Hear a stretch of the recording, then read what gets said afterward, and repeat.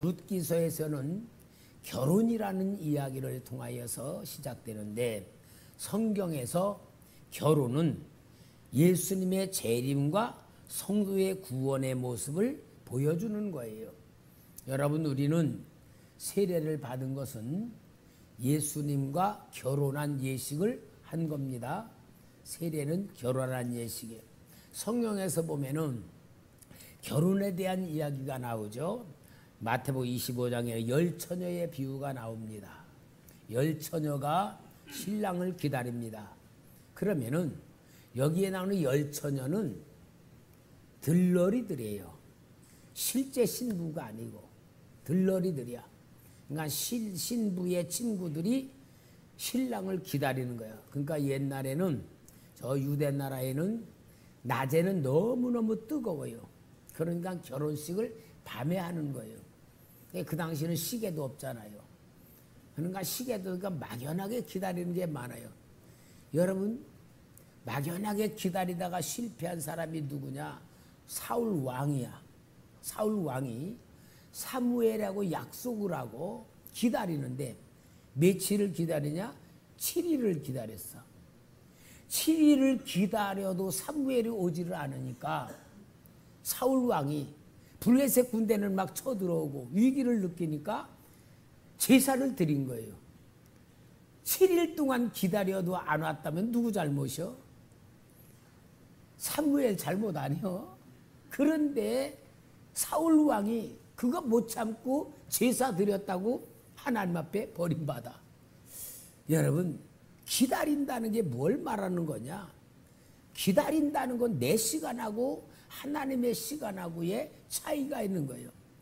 여러분, 기다리는 사람은 조급하고 답답하고 안타깝고 마음이 얼마나 그러나 성경에는 분명히 기다리는 사람이 그 자기의 입장에서 행동하면 버림받는다, 그 말을 보면은 오늘 이게 열처녀의 비유도 보면은 신랑을 기다리는데 이놈의 신랑이 시간 약속한 것도 아니고 먼 데서 오니까 오다가 또 쉬었다가 와야 되고 머물렀다 오야 되니까 언제 올지 모르는 게 열처녀의 비유.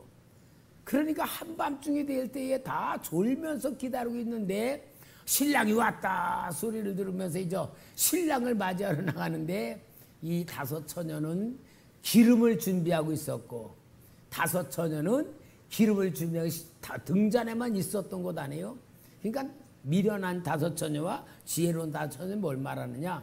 오늘 우리로 말하면은 성령을 받은 지혜로운 사람들이 성령을 받고 신랑을 기다리는 신앙이고, 성령 받지 아니하고 기다리는 처녀들에 대한 얘기요. 그러니까 여러분, 이게 바로 성경에서 말하는 성도의 구원에 대한 얘기고요.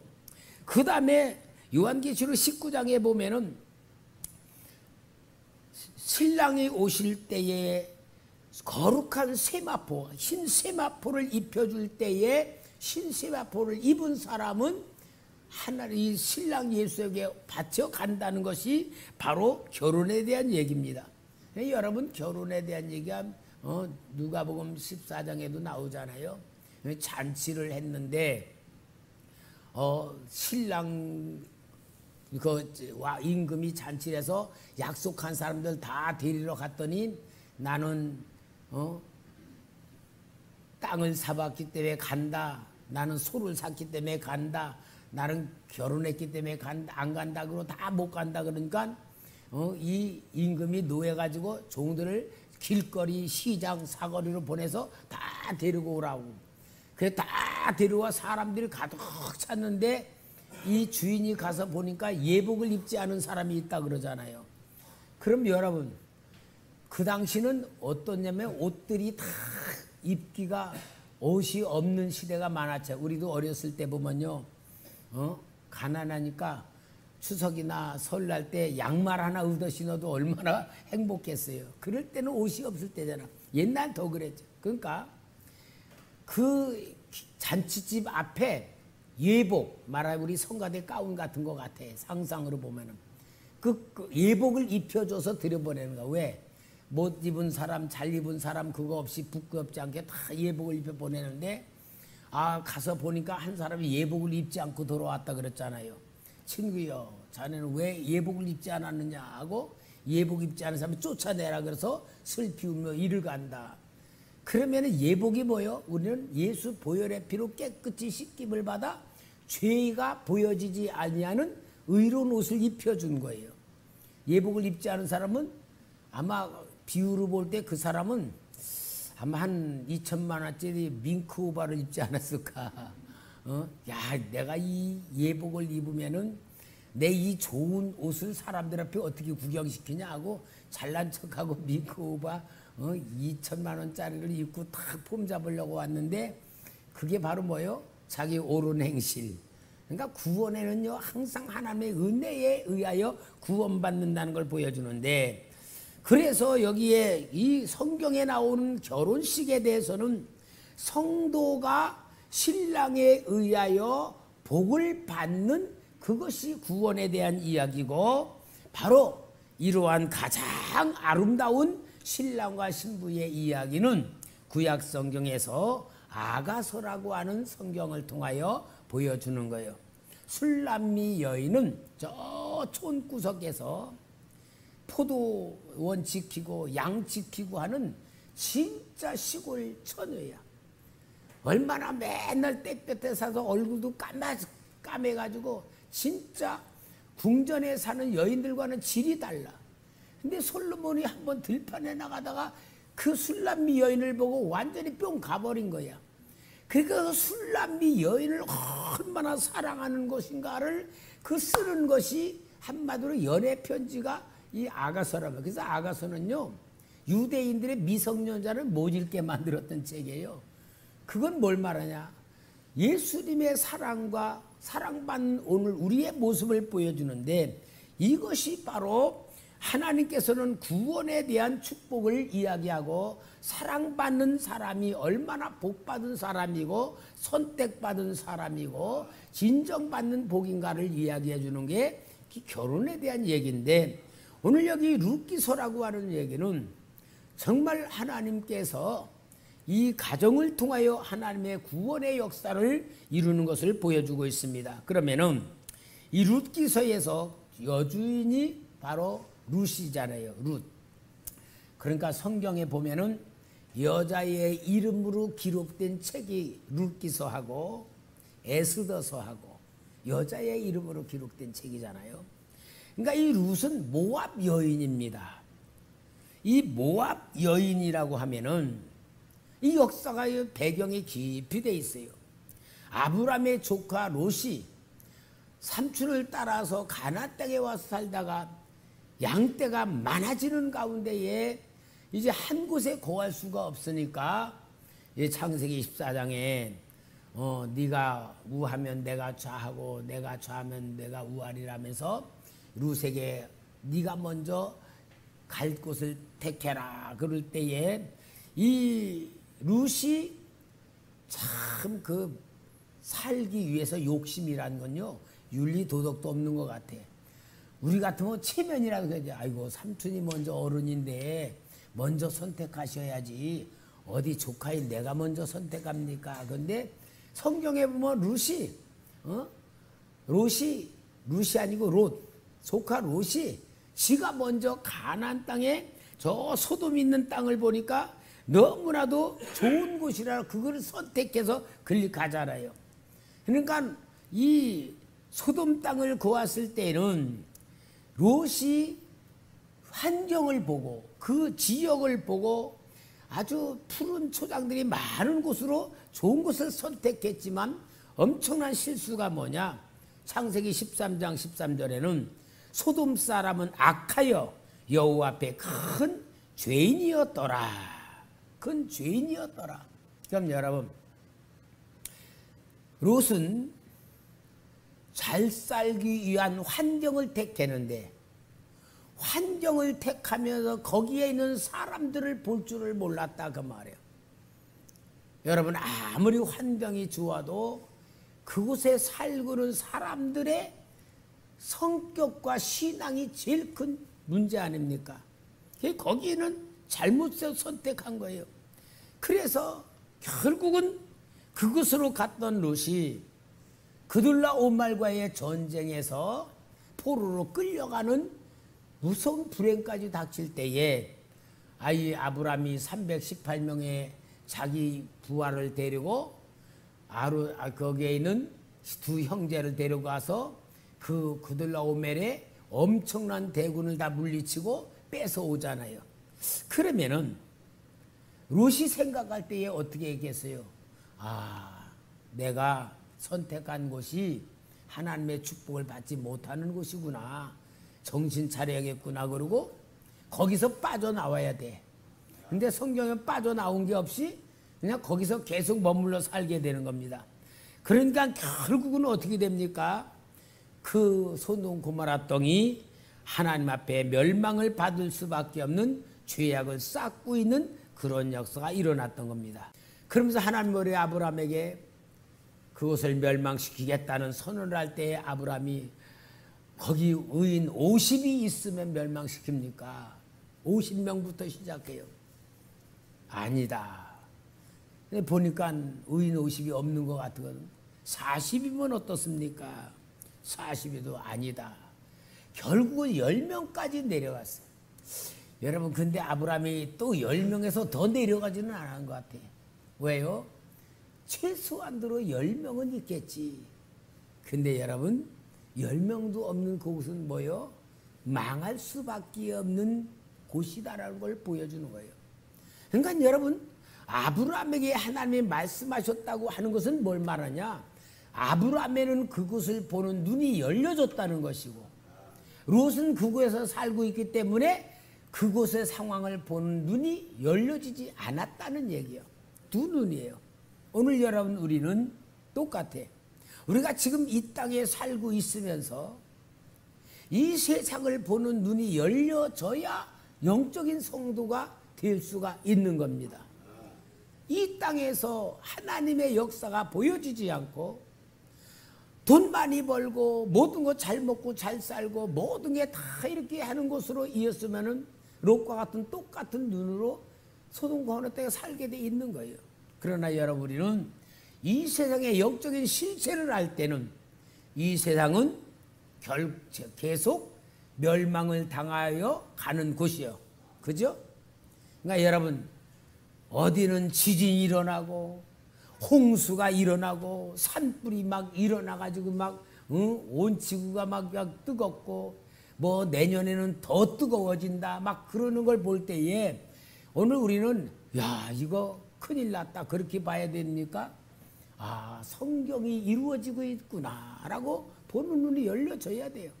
여러분, 우리는 예수의 영을 가지고 있으면 이 세상과 짝할 수가 없는 삶이 돼야 되는 거예요. 우리는 거룩한 삶을 살 수밖에 없고요. 이 세상과 짝할 수 없는 우리라는 것을 알아야지만 우리가 거룩한 영으로 거룩한 삶을 살아가는 신분이 될 줄 믿습니다. 결국은 여기에 아브라함은 의인 10명을 위하여 그렇게 간구하고 있었지만 정작 그곳에 살고 있는 롯은 정말 그곳이 실체를 알지 못할 때에 이제 천사 둘이 소돔 땅으로 가죠. 근데 롯이 두 천사를 영접을 해서 그들을 모셔드는데 그날 밤에 이 소돔성에 있는 사람들이 롯의 집에 몰려들어서 그 사람을 내놔라, 우리가 상관하리라 그러잖아요. 여러분, 상관하리가 시비 건다는 말이 아니고 동성애를 하겠다 그 말이에요. 동성애. 천사들 보고 멋있게 생겼으니까 그 소돔성에 살고 있는 사람들이 그 두 사람 데려다가 동성애 하겠다고 내놓으라 그러는 거예요. 그러니 얼마나 음란하고 악한 그 지역인가를 보여주고 있는 겁니다. 그러니까 천사들이 그 사람의 눈을 어둡게 만들어가지고 문을 찾지 못하고 있을 때에 이제 이 롯에게 그대가 데리고 갈 사람 없냐 그러니까 두 딸과 약혼한 사위들에게 가서 동이 트게 되면 이거 멸망당하니까 빨리 가자. 그러니까 뭐라 그래요? 농담으로 여겼다고 했어요. 농담으로 여겼다. 그러니까 구원받지 못할 사람은 구원시켜주는 말씀까지도 믿는다 못 믿는다? 못 믿는다. 결국은 망하는 거예요. 살릴 수 있는 소리를 들어도 망하는 길에 남아있게 되는 거고요. 성경에 나오는 그 모든 것들이 오늘 우리의 영성에 대한 얘기를 하는 겁니다. 아무리 살려주려고 그래도 망하는 길로 가는 거예요. 결국은 동이 틀 때에 이 롯이 주저주저하고 떠날 생각을 못하고 있어요. 창세기 19장 15절에서 17절 봅시다. 15절에서 17절 우리 같이 읽어볼까요? 시작. 일어나 여기 있는 내 아내와 두 딸을 이끌라. 이성의 죄악 중에 함께 멸망할까 하노라. 그러나 롯이 지체하며 그 사람들이 롯의 손과 그 아내의 손과 두 딸의 손을 잡아 인도하여 성 밖에 두니 여호와께서 그에게 인자를 도하시며더라. 그 사람들이 그들을 밖으로 이끌어낸 후에 이르되 도망하여 생명을 보존하라. 돌아보거나 들에 머무르거나 하지 말고 산으로 도망하여 멸망함을 면하라. 여기에 롯이 심판의 시간이 다가오는데도 왜 지체했을까? 왜 지체했을 것 같아요? 가져갈 게 너무 많은 거 아닌가?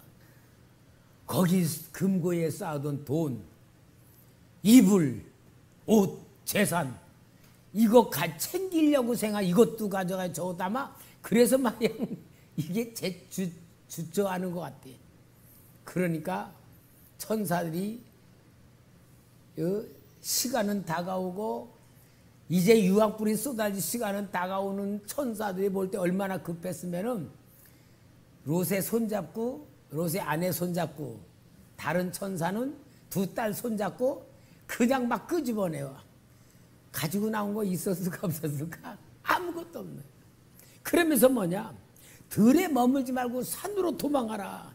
그게 뭘 말해요? 잘 살려고 갔던 소돔과 고모라 성, 잘 살려고 생각하고 선택했던 그곳이 결국은 다 망해버리고 잃어버리고 불타버릴 것을 위해서 살아왔다 그 말이잖아요. 그러니까 그 지금까지 살아왔던 삶은 뭐예요? 헛고생한 거, 헛고생한 거. 여러분 오늘 우리는요 이 땅에 살아가면서 하나님의 나라에 갈 것을 준비할 줄 아는 성도가 돼요. 어떤 이야기에 보니까 어떤 장로님이 열심히 돈을 벌고 해서 잘 살 쯤 되니까 하나님이 너 영혼 데려간다 그러고 갈 준비하라 그러는 거예요.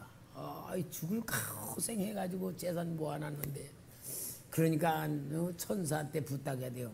내 하나만 하늘나라에 가져가게 해달라고. 그게 뭘 가져가려고 그러냐. 진짜 내가 평생 살아온 것이 너무 아까워서인가. 그러면 하나만 용납하고 큰 트렁크에다가 금을 갖다가 탁 해가지고 그 어마어마한 재산을 금으로 바꿔가지고 갔대. 가니까 이제 베드로 사도가 천국 문 앞에서 장로님 뭘 갖고 와요? 내가 여기 허락받아가지고 이거 전 재산 다 가지고 온다고. 열어봐요. 여러분과 뭐라 하냐. 아이고 웬 아스팔트를 가지고 왔어요? 천국에는 무슨 길이라? 황금길이니까 갖고 간 게 아스팔트라는 거야. 여러분 우리가 귀하게 여기는 게요. 천국에는 귀한 게 아무것도 없는 거예요. 우리가 진짜 막상 지금까지 살아오면서 모든 삶에 대한 가치관, 그 가치관이요. 천국과 맞추지 않으면요. 다 헛된 거예요.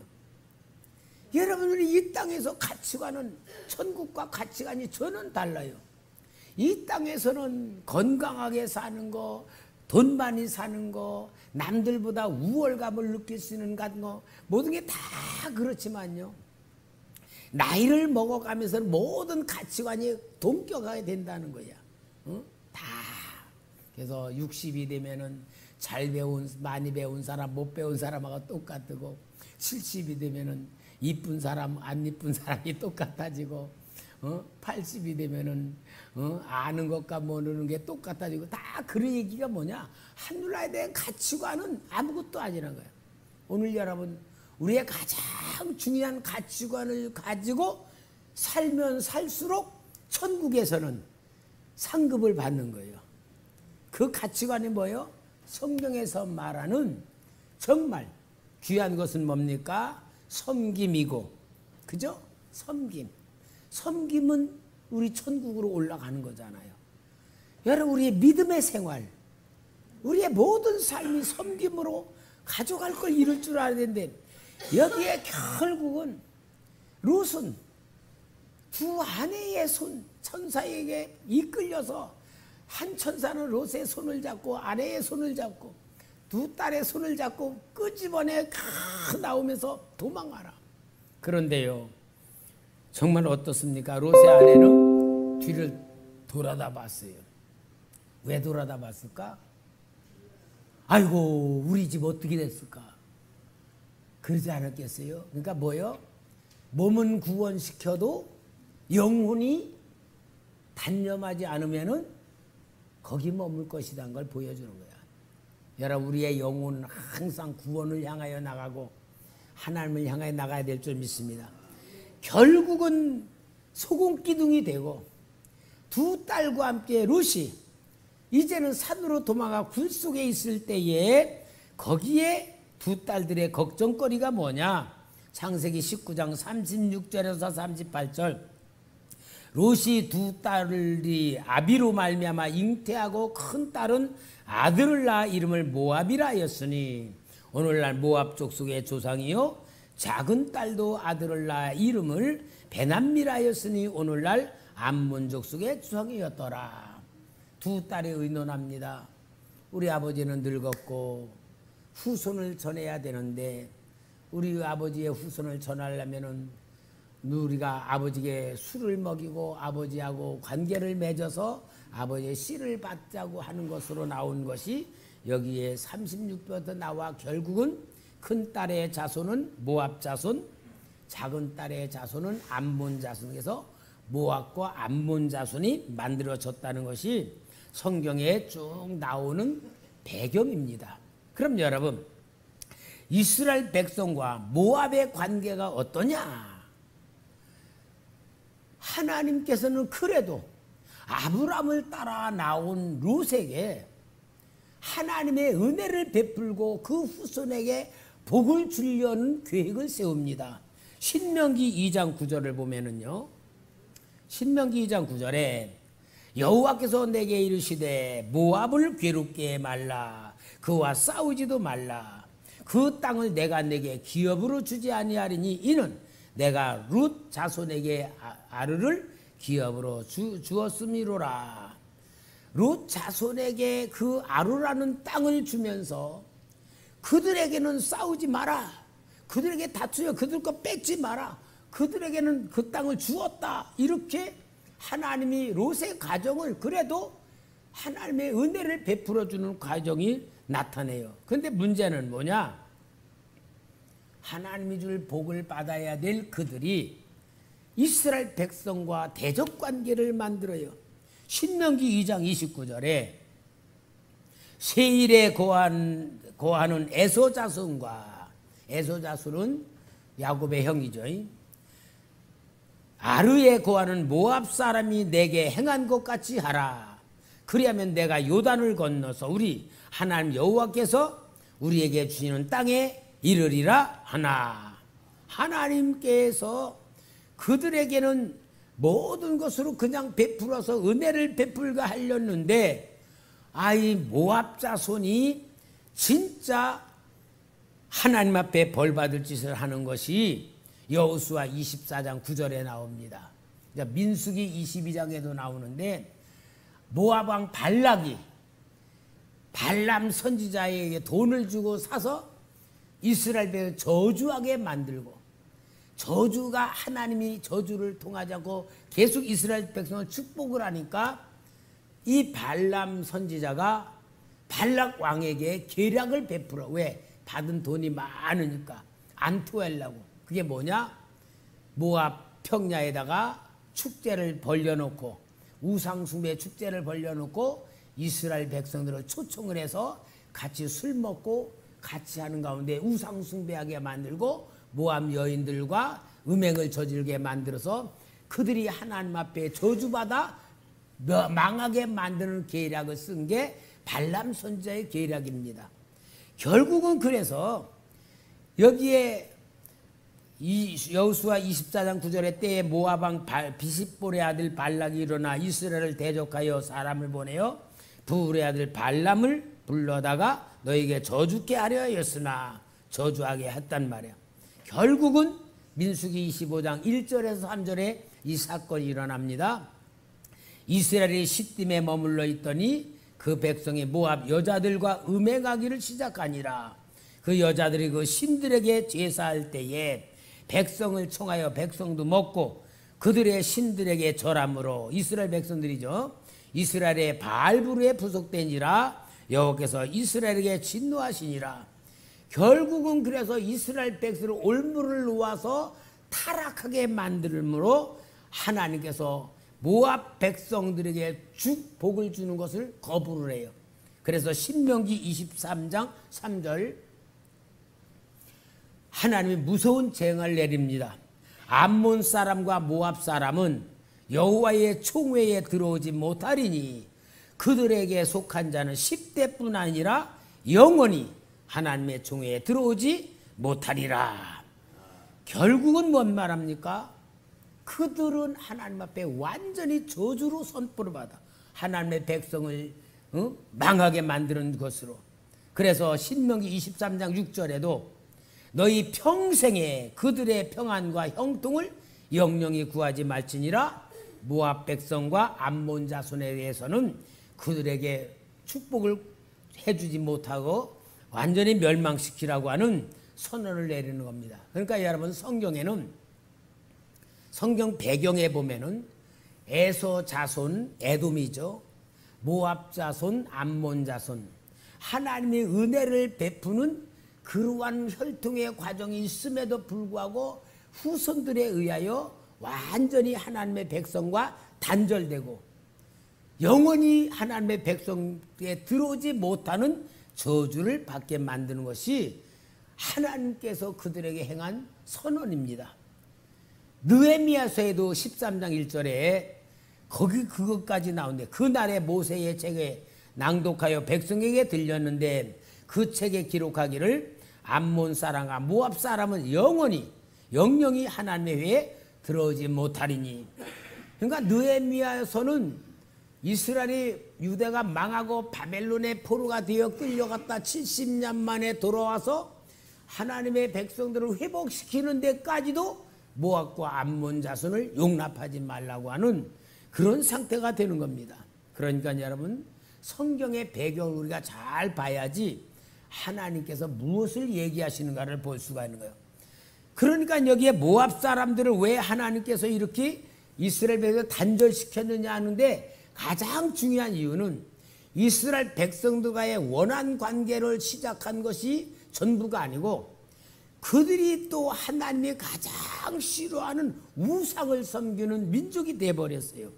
우상을 섬기는데 그모스라는 우상을 섬깁니다. 그모스라는 우상은 힘센 자라는 의미예요. 그런데 쇠로다가 이 몸은 곰의 얼굴이고 몸은 사람의 몸으로 철로다가 만들어 놓고 그 철 밑에 장작불을 펴가지고 새빨갛게 달고요. 그리고 이렇게 놓은 데다가 자기의 자식을 올려놓는 거예요. 계속 태워 죽이는 거예요.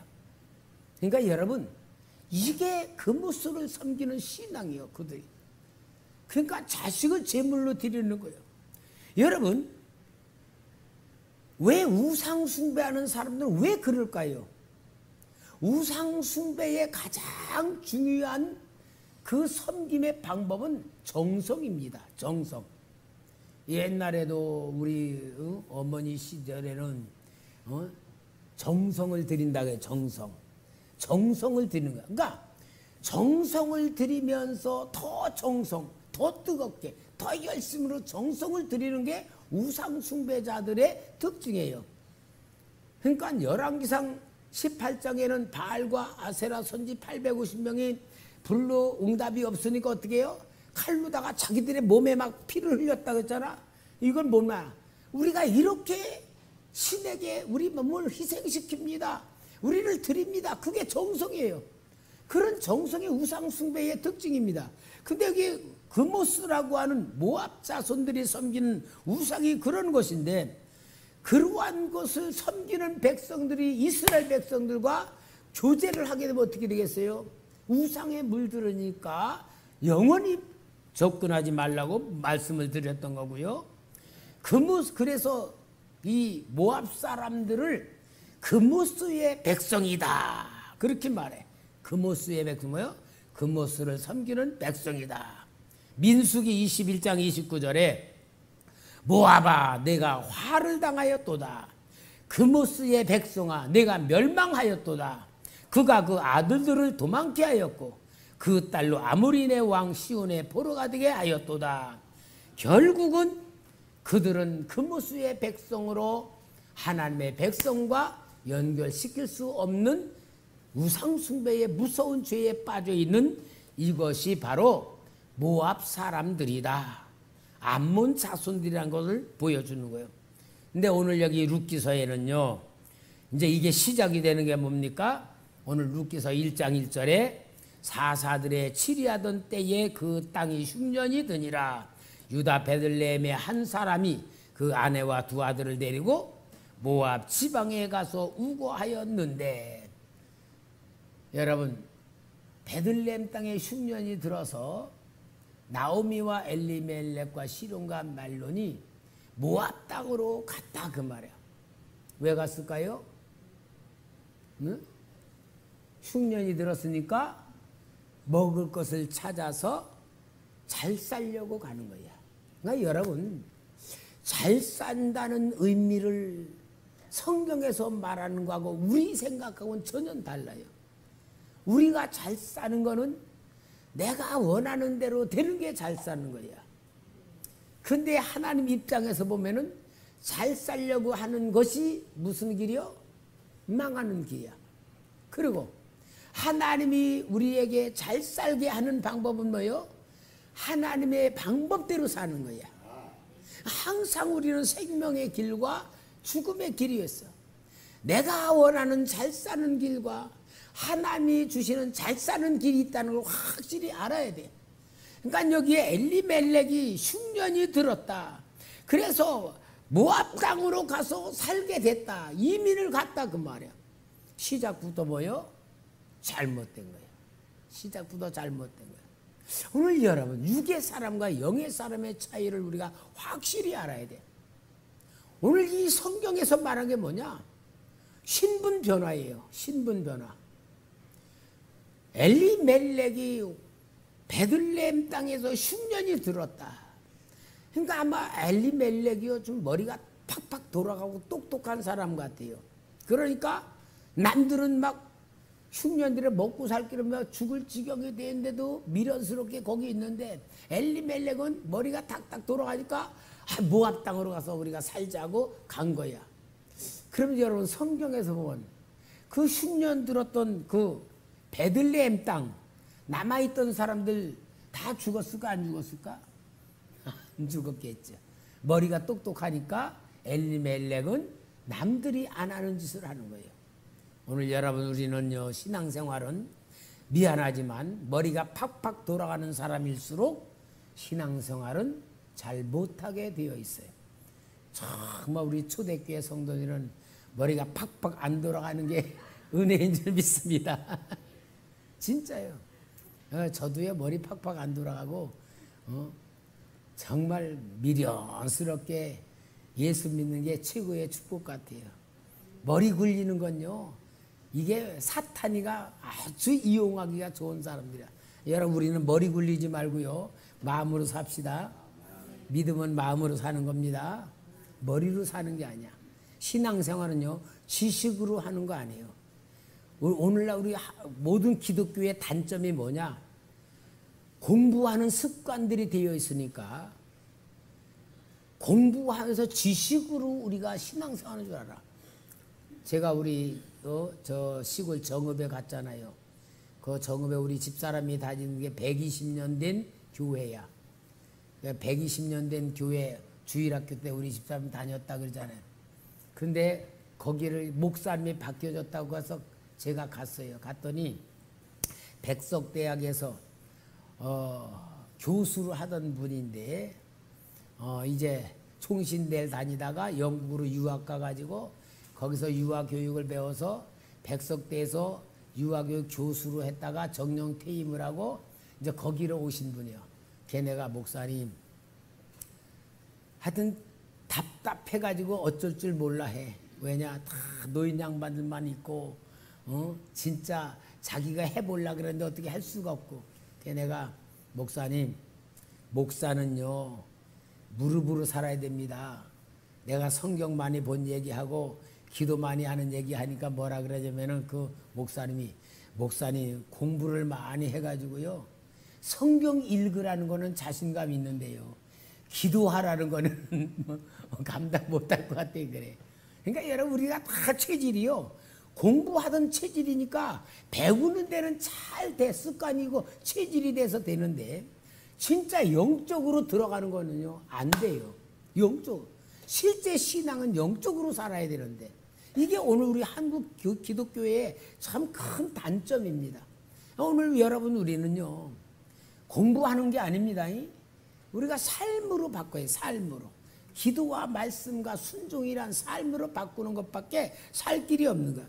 결국은 여기 엘리멜렉의 가정이 모압 땅으로 갔다는 선택부터가 망하는 길을 찾아간 거예요. 그러나 그들의 꿈은 뭐예요? 잘 살려고 갔지. 잘 살려고 간 거예요.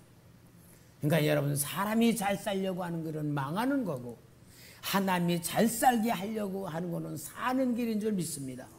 오늘 우리는 이것에 대해서 정확하게 이제 이 룻기서를 통하여 하나님이 섭리, 하나님의 섭리, 하나님의 역사, 하나님의 축복이 쭉 이렇게 들어서 나오는 기록입니다. 그러니까 뭐니까 가장 중요한 건 하나님에 의한 신분 변화예요. 신분 변화. 오늘 우리는 예수 그리스도에 의하여 신분 변화를 받은 자답게 신분 변화로 우리가 살아야 되고 누려야 되고 받아야 됩니다. 이 룻기서를 통해 우리가 하나님의 놀라운 뜻을 이룰 수 있는 축복된 과정이 되길 바랍니다.